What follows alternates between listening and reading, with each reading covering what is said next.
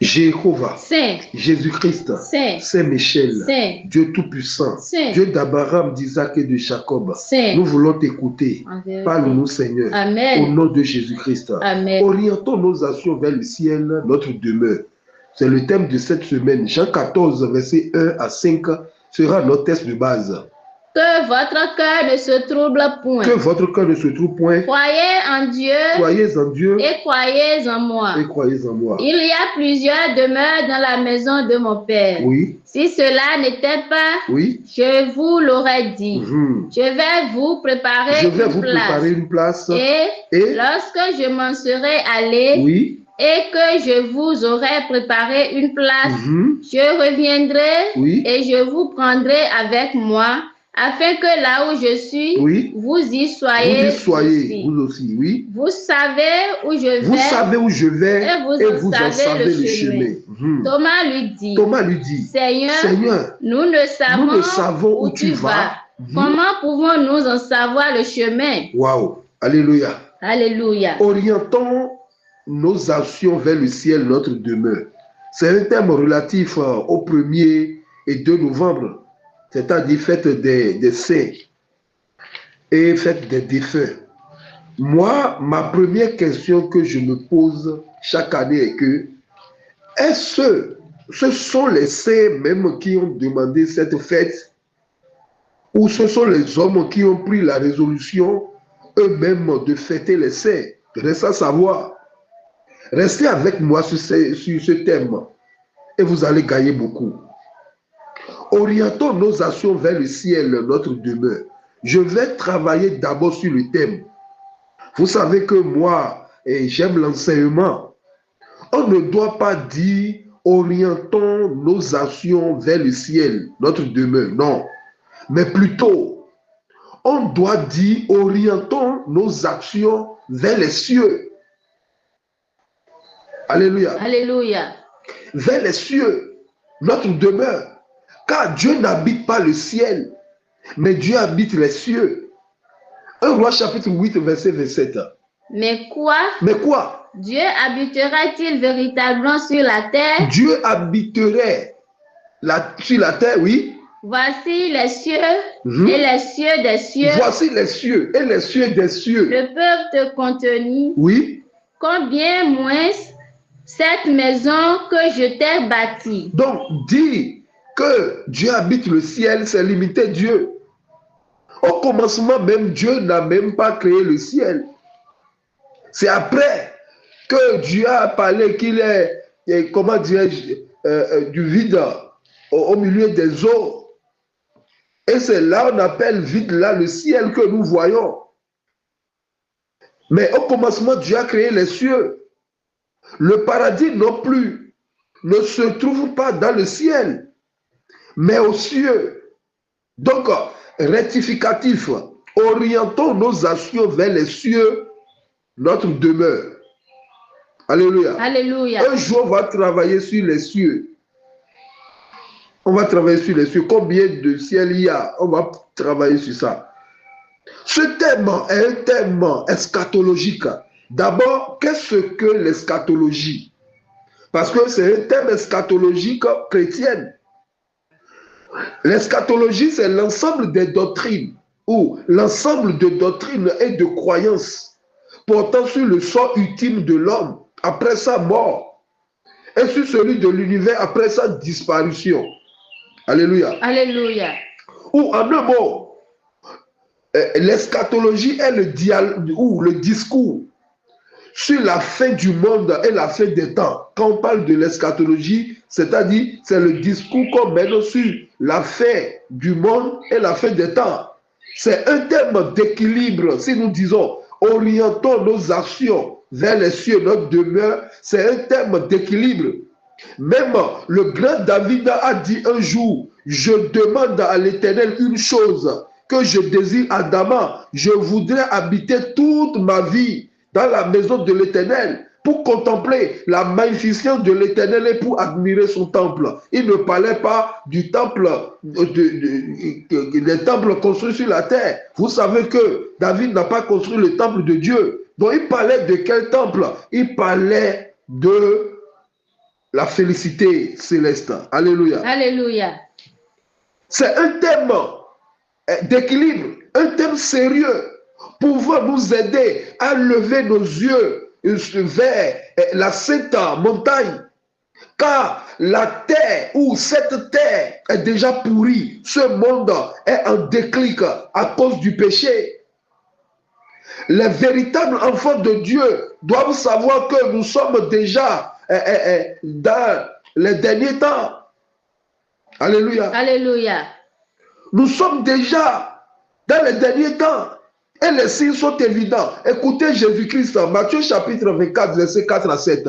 Jésus leur répondit, oui? Prenez garde que personne ne vous séduise. La première des choses, le premier signe que Jésus-Christ nous a donné, c'est quoi? C'est la séduction. Ce monde a commencé, le péché a commencé avec la séduction et le péché terminera avec ce monde, avec la séduction. Vas-y. Car plusieurs viendront sous mon nom, oui? disant, c'est moi qui suis le Christ. Ils sont déjà là, remplis dans nos églises. Et ils séduiront beaucoup de gens. La séduction, la séduction. Le peuple de Dieu ne veut même plus demander qu'est-ce que la personne, c'est quoi sa base, c'est quoi son appui, mais que le miracle s'opère seulement. Vous entendrez parler de guerre et de bruit de guerre. Peuple de Dieu, écoutez, c'est pas seulement Dieu seul qui dresse la foule, le diable aussi dresse la foule. Vous entendrez quoi? Vous entendrez parler de guerre et de bruit de guerre. Gardez-vous d'être troublés, car il faut que ces choses arrivent. Oui. Mais ce ne sera pas encore la fin. Wow. Une nation se lèvera contre une nation et un royaume contre un royaume. Oui. Et il y aura en divers lieux des famines et des tremblements de terre. Alléluia. Alléluia. Église, écoutez, les 7 signes de la fin des temps. Le premier signe, c'est la séduction. Et les guerres, les tremblements de terre, une nation se lèvera contre une autre. Alléluia. Alléluia. La maladie ou les maladies, les famines et de grandes tempêtes. Nous avons toutes ces choses qui se passent sur la terre aujourd'hui. Nous pouvons nous attendre à ces fléaux. Mais Jésus-Christ nous avertit encore que ce ne serait pas encore la fin, mais le commencement des 9 douleurs des chrétiens dans la fin des temps. Verset 8 à 14, les 9 douleurs, oui. Tout cela ne sera que le commencement des douleurs. Le commencement des douleurs. Alors on vous livrera au tourment, oui. Et l'on vous fera mourir, oui. Et vous serez haïs de toutes les nations à cause de mon nom. Oui. Alors aussi plusieurs succomberont. 4, oui.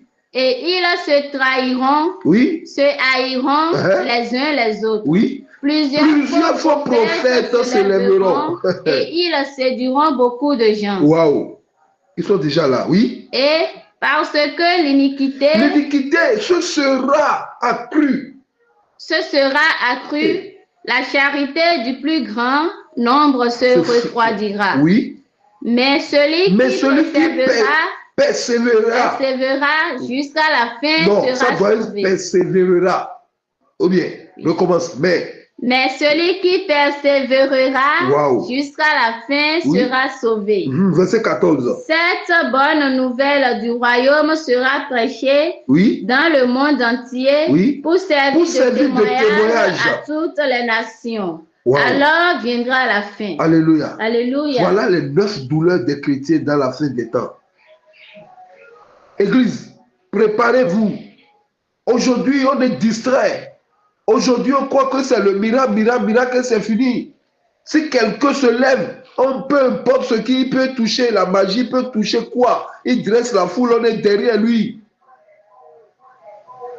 Plusieurs faux prophètes se lèveront. Et ils séduiront beaucoup de gens. Et ça se passe de nos jours. C'est dans cette séduction que les faux prophètes ont créé des cultes aux dieux. Et parmi ces cultes figure Assomption, figure et tout ça, etc. Bien aimé, ces fêtes, Assomption et tous ces n'ont aucun fondement biblique. Alléluia. Alléluia. Ils n'ont aucun fondement biblique. Ce jour férié de notre calendrier, qui est fête de tous les saints, de la religion catholique, est issu de la tradition. Et écoutez Jésus-Christ, Matthieu 15, verset 2 à 6. Pourquoi tes disciples transgressent-ils la tradition des anciens? Oui, les pharisiens ont posé cette question à Jésus-Christ. Oui. Car ils ne se lavent pas les mains quand ils prennent leur repas.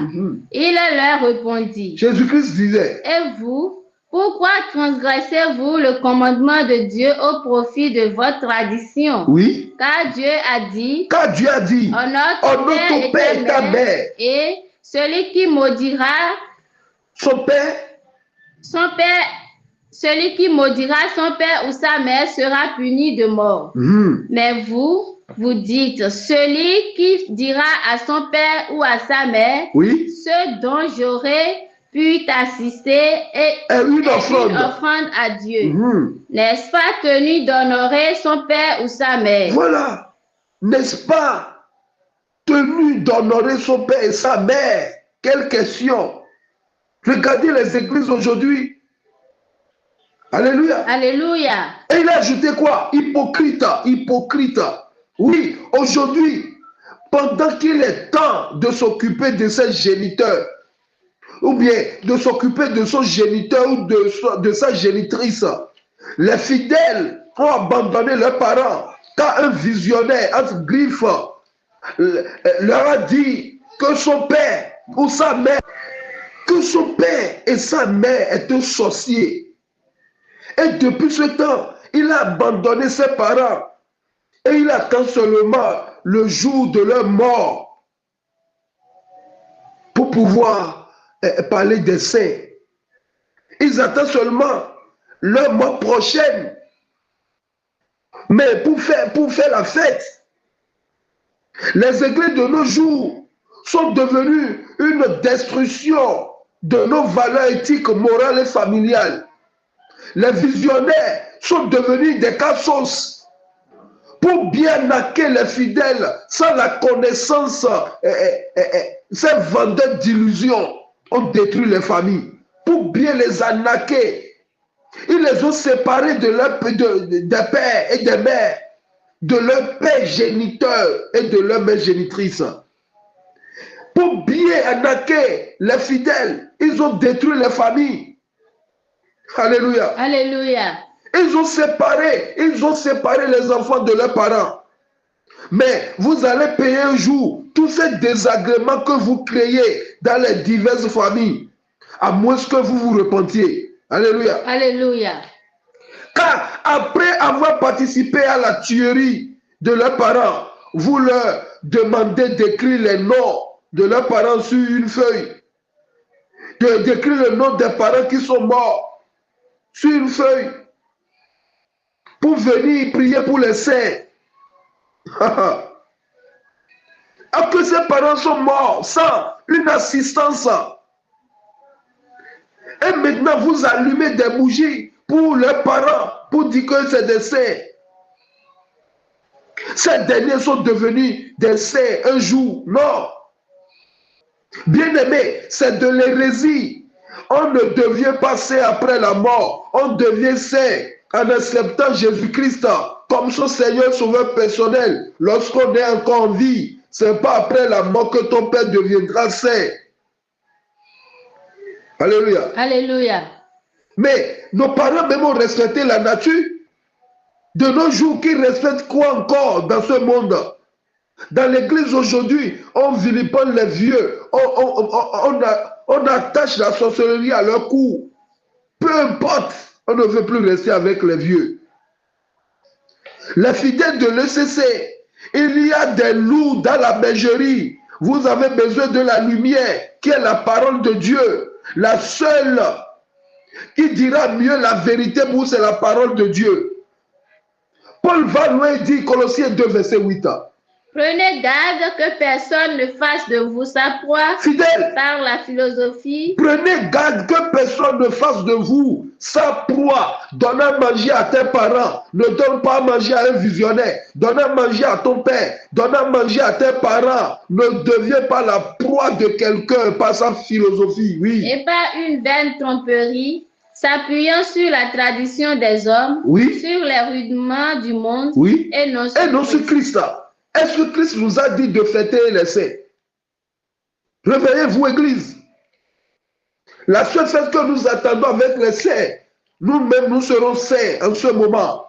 C'est Matthieu 11, verset 8 là-bas. C'est Matthieu 8, verset 11. C'est Matthieu 8, verset 11. Mais c'est la seule fête que nous allons contempler. La tradition est égale à la religion. Christ est égal au christianisme. Il a dit la tradition des hommes. S'appuyant sur la tradition des hommes, sur les rudiments du monde qui veut fêter les saints. Dans nos églises, combien se comportent comme des saints dans nos églises de nos jours? On couche avec des femmes d'autrui. Les fidèles sont venus à l'église parce qu'ils cherchent la vie. On divise les foyers. La religion fatigue et condamne l'homme. Par contre, le christianisme libère l'homme. La religion tue, mais le christianisme donne vie. Toi qui m'écoutes, tu as intérêt à choisir le christianisme, car la religion n'a aucune pitié. Une pitié, c'est la sensibilité aux souffrances d'autrui. Tu vas payer bougie, tu dois payer tout. Tu ne payes pas, tu ne donnes pas l'argent, on ne te fera pas. C'est ça la religion. Sinon, montrez-nous le passage où Christ nous demande de célébrer l'Assomption ou Toussaint. Alléluia. Alléluia. Mieux, montrez-nous l'endroit où le PPF en Chofa nous a prescrit l'Assomption ou Toussaint. Présentez-moi le document. Si vous n'en avez pas des preuves, alors écoutez la parole de Dieu, Exode 23, verset 14.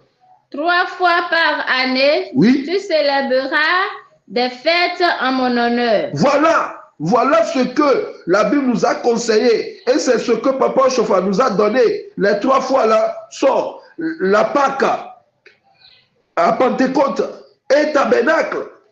C'est-à-dire, Pâque, être le Fils de Dieu, pas le sang immolé à Golgotha. 2, Pentecôte, avoir l'Esprit Saint. 3, Tabernacle et l'enlèvement viendra bientôt.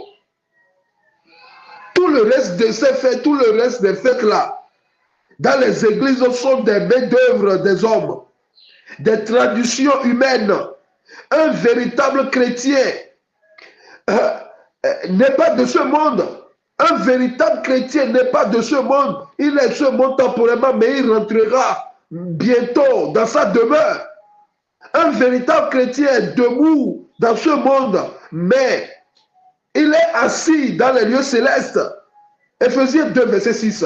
Il nous a ressuscités ensemble, oui. Et nous a fait asseoir ensemble dans les lieux célestes, oui. En Jésus-Christ. C'est ça. Nous sommes sur la terre temporairement, mais bientôt notre demeure, c'est le ciel. C'est le paradis est la demeure des saints. Question, j'ai une question. Serons-nous là? Je dis, si le paradis est la demeure des saints, je pose une question. Serons-nous là? Où irons-nous lorsque cette vie sera terminée, bien-aimés? Pensons à ça. Les autres sont déjà partis. Les feuilles que vous dressez, la liste que vous dressez là, que c'est de saints, ne vous mentez pas. Où irons-nous lorsque cette vie sera terminée? Où irons-nous au ciel? Puisqu'il a dit dans la maison de mon Père, il y a plusieurs demeures. Où irons-nous? Bien-aimés, ne voyez-vous pas que l'Esprit de Dieu frappe doucement nos cœurs et nous rappelle de nous préparer pour notre demeure future? Nous devons reconnaître notre besoin de Dieu. Par sa chute au commencement, l'homme a perdu la faveur auprès de Dieu. Genèse 3, le verset 19.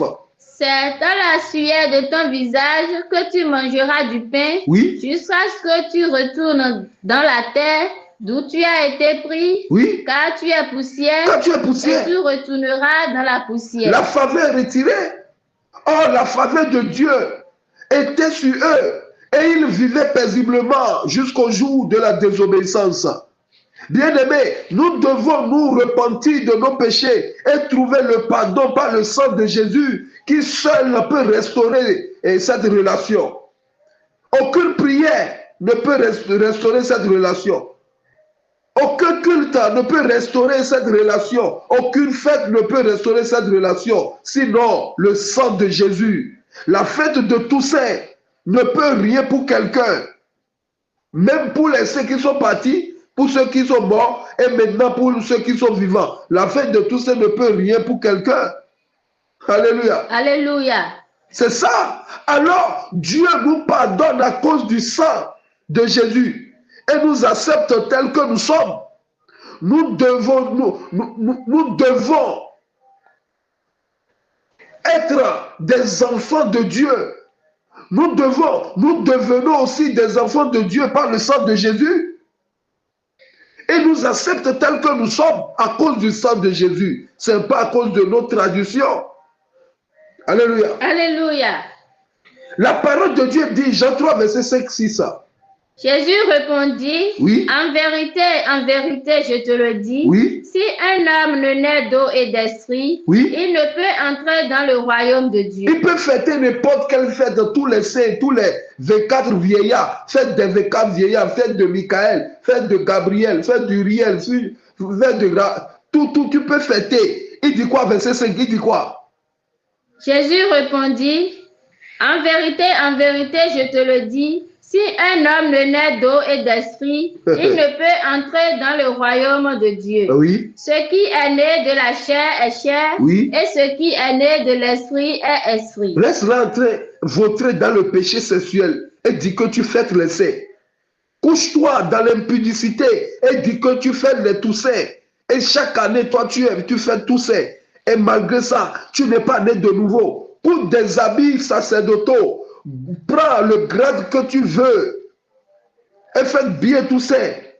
Si un homme ne naît de nouveau, il ne peut jamais rentrer dans la demeure céleste. Mais désolé, quand la parole de Dieu est venue chez les siens et les siens ne l'ont point reçue, Papa Chofa nous a montré la parole, mais aujourd'hui, nous allons chercher des livres que nous avons photocopiés et nous avons surnommé condition bleue, condition rouge, et on court derrière avec des méchancetés. On veut fêter les saints. Il n'y a pas l'amour, on veut fêter les saints. Désolé, la parole de Dieu est venue chez nous, mais on l'a bafoué. Désolé, car l'homme grand âge préfère les œuvres mortes que les œuvres parfaites de Jésus-Christ. Désolé, car les fidèles d'aujourd'hui aiment les soi-disant œuvres spirituelles que la parole qui libère. Jean 8, verset 12. Jésus leur parla de nouveau. Écoutez Jésus-Christ, il dit. Et dit, oui, je suis la lumière du monde. Oui. Celui qui me suit ne marchera pas dans les ténèbres, oui, mais il aura la lumière de la vie. Mais qu'est-ce que vous avez sur la paroisse? Des divisions. Vous ne vous saluez pas. Vous voulez la mort de Dieu et vous voulez fêter les saints sur cette paroisse? Ou comment vous voulez fêter? Comment vous voulez fêter les saints? Le verset 36 pour appuyer. Si donc le Fils vous affranchit, oui, vous serez réellement libre. Si donc le Fils vous a franchi, cherchez d'être affranchi avant de fêter.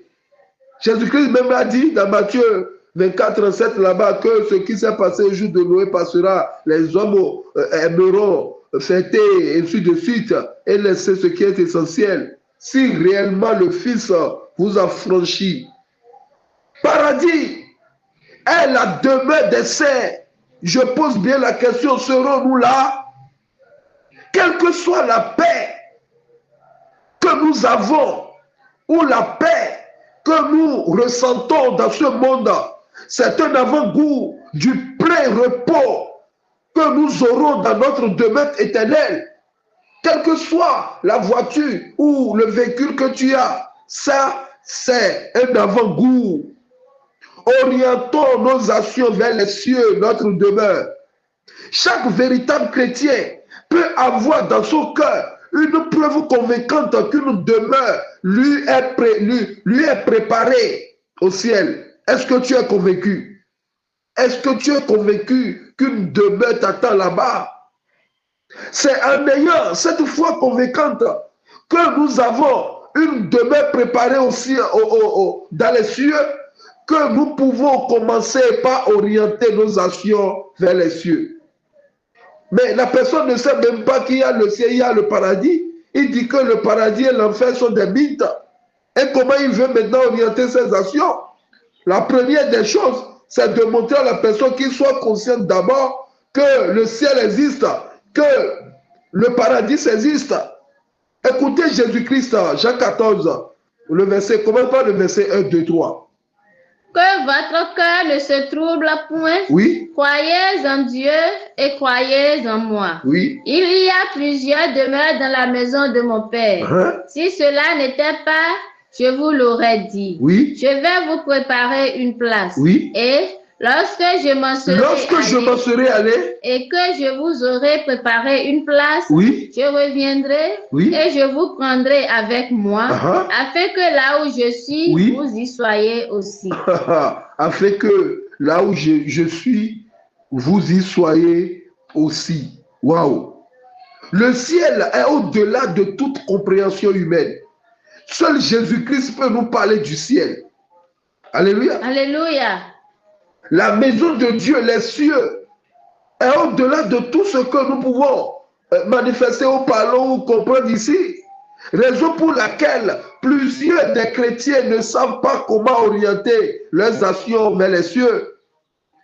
Alléluia. Alléluia. Car bien aimé, les actions qui vont vers les cieux ne sont pas les actions compliquées, mais ce sont des actions simples, des actions insignifiantes. L'amour oriente les actions vers les cieux. L'amour oriente, c'est ça. L'amour oriente nos actions vers les cieux, notre demeure. Écoutez Matthieu chapitre 5, le verset 34 à 40. Alors le roi dira à ceux qui seront à sa droite, oui, venez, vous qui êtes bénis au nom du Père, oui, prenez possession du royaume qui vous a été préparé dès la fondation du monde. Oui. Car j'ai eu faim. Et vous m'avez donné, à manger. J'ai eu soif. Et vous m'avez donné à boire. J'étais étranger. Oui. Et vous m'avez recueilli. Waouh, des actions simples, oui. J'étais nu. Et vous m'avez vêtu. Oui. J'étais malade. Oui. Et vous m'avez visité. J'étais en prison. Oui. Et vous êtes venus vers moi. Oui. Les justes lui répondront.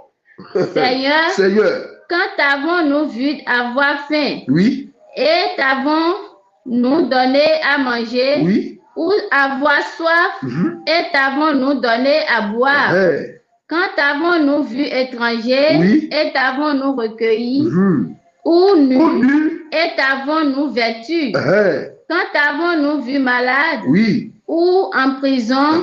Et sommes-nous allés vers toi? Oui. Et le roi leur répondra. Je vous le dis en vérité, Seigneur, toutes les fois que vous allez faire ces choses à l'un de ces plus petits de mes frères, oui, c'est à moi que vous les avez faites. Seigneur, aide-nous. L'église d'aujourd'hui n'est plus sur la bonne voie.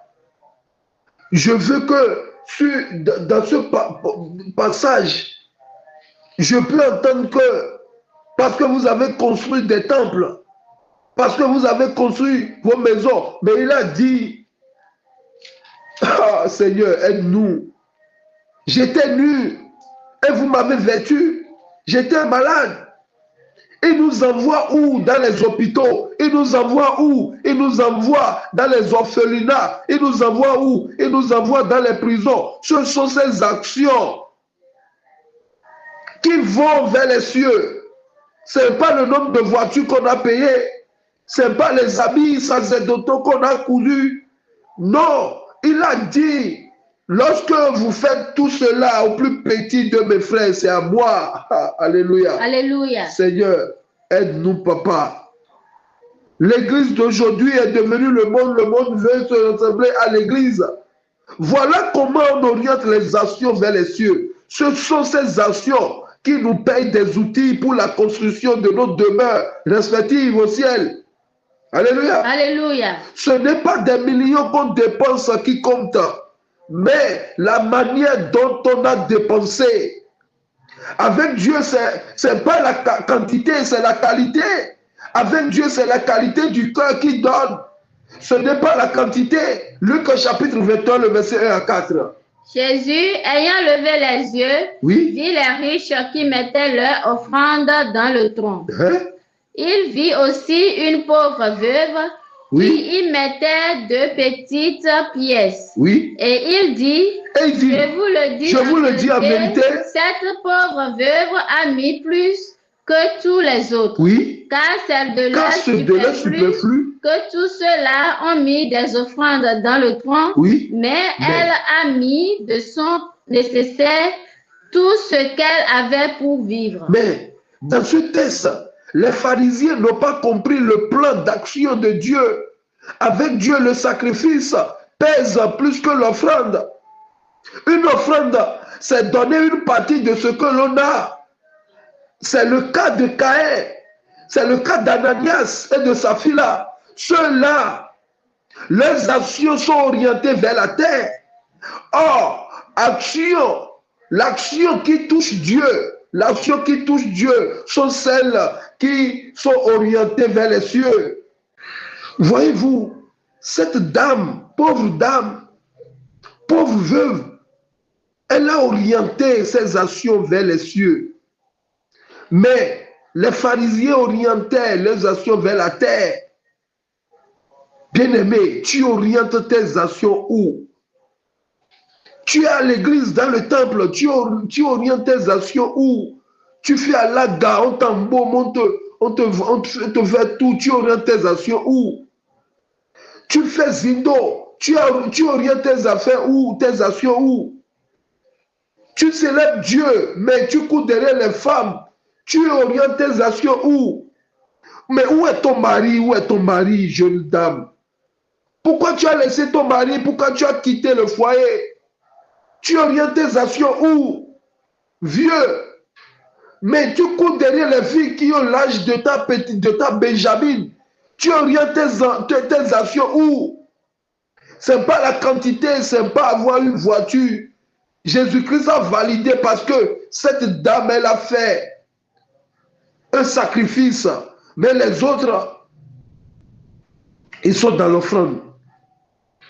L'offrande oriente les actions vers la terre sans le sacrifice. Est-ce que tu crois au sacrifice que Jésus-Christ a fait sur la croix? Et si tel est le cas, qu'est-ce que tu fais de ce sacrifice? La dame a orienté ses actions vers les cieux. Les actions qui touchent Dieu sont celles qui sont orientées vers les cieux. Dans ces actions qui orientent vers les cieux, il y a la foi en Jésus-Christ, la foi qui est la majeure des actions qui nous orientent vers les cieux. Écoutez Hébreux chapitre 11, le verset 6. Or, sans la foi, il est impossible de lui être agréable, car il faut que celui qui s'approche de Dieu... Il faut que celui qui fait des actions croit que Dieu existe et qu'il est le rémunérateur de ceux qui le cherchent. C'est ce que Joseph a fait. Lorsque la femme de Potiphar l'a attaqué de coucher avec elle, il a dit quoi? Joseph a dit, comment pécherai-je contre Dieu? Il sait que Dieu existe. La femme de Potiphar voit qu'eux sont sous la dalle, personne ne verra. Mais Joseph sait que le ciel est ouvert. Jeune fille qui s'attache à toi, pourquoi tu dois coucher avec lui avant de l'aider? Waouh!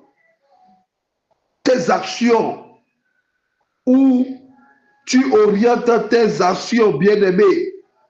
On ne peut pas comprendre ni décrire en totalité la gloire et la splendeur des cieux. Non. Nos esprits terrestres comprennent ce que nous lisons et ressentons. Bien que nous comprenions que les cieux sont la demeure de l'âme avec Dieu, il a choisi de ne pas révéler tous les aspects de cette demeure éternelle. Dieu ne relève pas. Une personne doit parler comme ça, et il a vu les cieux, il a vu tant, mais il n'a pas révélé la totalité. Écoutez Paul, comment Paul a révélé une partie, 1 Corinthiens 13, verset 12. Aujourd'hui, nous voyons au moyen d'un miroir, oui, d'une manière obscure, oui, mais alors nous verrons face à face. Oui. Aujourd'hui, je connais en partie, mais alors je connaîtrai comme j'ai été connu. Mais c'est ça. Aujourd'hui, nous voyons au moyen d'un miroir qui est la parole de Dieu d'une manière obscure. Des fois, si tu lis la Bible, tu es sur terre, mais tu auras l'aspect, mais on ne voit pas bien. Mais alors, nous verrons face à face. Bien-aimé, ne manque pas ce rendez-vous, bien-aimé.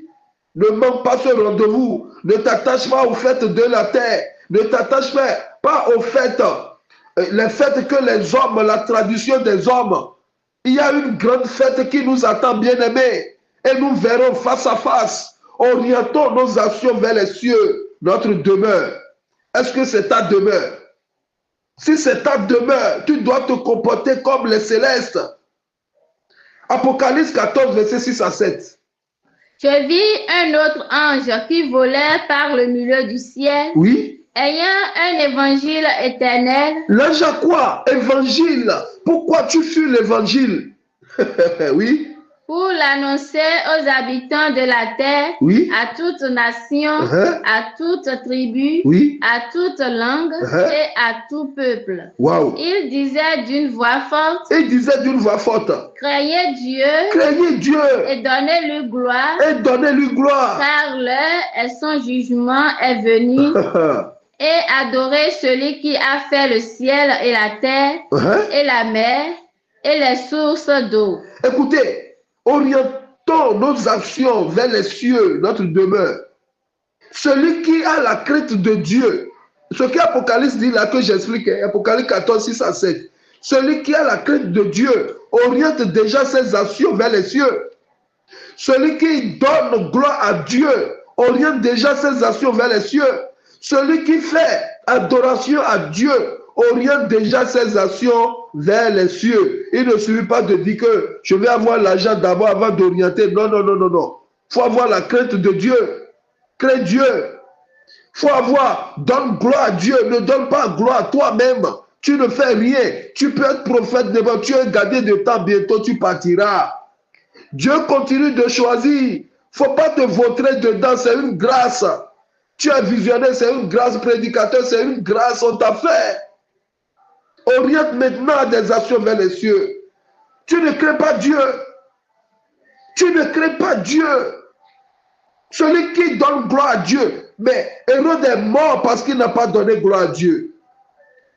1 Pierre chapitre 2 verset 19 à 21. Car c'est une grâce que de supporter des afflictions par motif de conscience envers Dieu quand on souffre injustement. En effet, quelle gloire a-t-il à supporter de mauvais traitements, avoir commis des fautes? Mais si vous supportez la souffrance, lorsque vous faites ce qui est bien, c'est une grâce devant Dieu. Le verset 21. Et c'est à cela que vous avez été appelés, parce que Christ aussi a souffert pour vous, vous laissant un exemple afin que vous suiviez cette grâce. Alléluia. Alléluia. Donc, la souffrance aussi oriente des actions vers les cieux. Si je parle de la souffrance, ce n'est pas parce que tu as volé, on t'a tapé, que tu dis tu envoies les actions vers les cieux. Non. Mais tu souffres injustement. C'est-à-dire que tu n'as rien fait. Mais parce que tu n'as pas participé à leur crime. Mais on a menti sur toi, on t'a chassé. Ne pleure pas. La souffrance n'est pas une fatalité. Prenez l'exemple de Jésus-Christ. Et regardez comment Jésus-Christ a souffert. Il n'a rien fait. Mais on l'a donné un nom qui est au-dessus de tout nom. Et qu'au nom de Jésus-Christ, tous genoux fléchissent. Regardez le cas d'Étienne. Étienne, le premier martyr chrétien. Eh bien, il a reçu quelque chose. Regardez comment il a vu le ciel. Il a reçu quelque chose aperçu du ciel. Il a parlé du ciel. Lorsqu'il était lapidé par sa foi, on l'a lapidé pourquoi? À cause de sa foi. Il fixa les regards vers le ciel. Acte 7, le verset 55.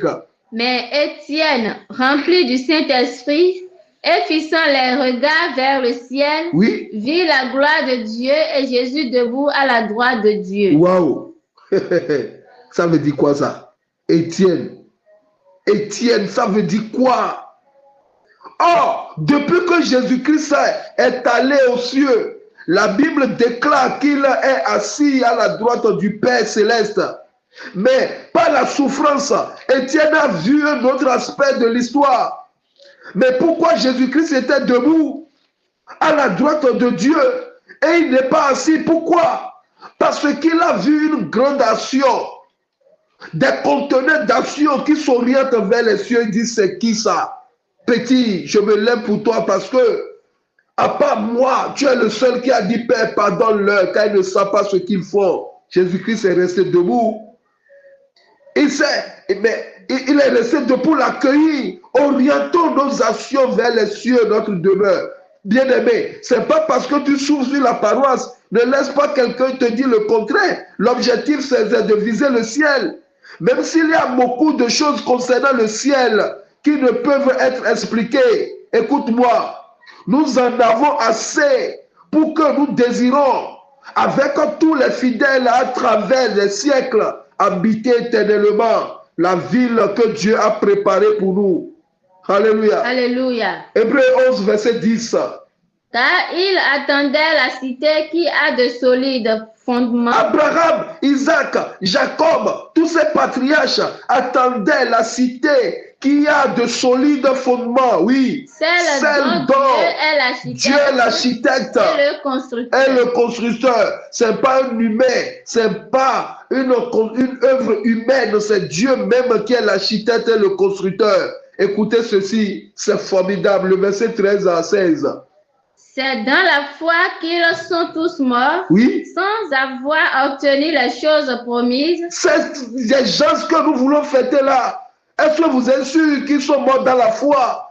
Les gens que nous disons tous, on veut allumer bougie par-ci par. Est-ce que vous êtes sûr qu'ils sont morts dans la foi? Ou bien ils ont commencé avec la foi et ils ont chaviré, ils ont baissé la garde. Vas-y. Mais ils les ont vus et salués de loin, reconnaissant qu'ils étaient étrangers et voyageurs sur la terre. Pourquoi nous allons faire? Nous-mêmes, nous sommes étrangers sur la terre. Oui, nous sommes en pèlerinage. Hein? Ceux qui parlent ainsi montrent qu'ils cherchent une patrie. S'ils avaient eu en vue celle d'où ils étaient sortis, ils auraient eu le temps d'y retourner. Mais c'est ça, c'est tout. Mais maintenant, ils en désirent une meilleure, c'est-à-dire une céleste. C'est-à-dire une céleste. C'est pourquoi Dieu n'a pas honte d'être appelé leur Dieu, car il les a préparé une cité. Mais est-ce que nous avons honte de Dieu aujourd'hui? Est-ce que nous n'avons pas honte de la parole de Dieu? Ceux-là, qu'est-ce qu'ils ont fait? Ils allaient en vue celle d'où ils étaient sortis. Il dit, ceux qui parlaient ainsi montrent qu'ils cherchent une patrie. Comment ils ont parlé? Ils ont dit qu'ils sont des voyageurs sur la terre. Ils ont dit, mais ils ont vu et salué de loin, reconnaissant qu'ils étaient étrangers voyageurs. Toi, tu couches avec femme d'autrui. Toi, tu tues, tu attaches. Si quelqu'un est contre toi, tu ruines sa vie. Tu veux fêter les saints. Répentez-vous.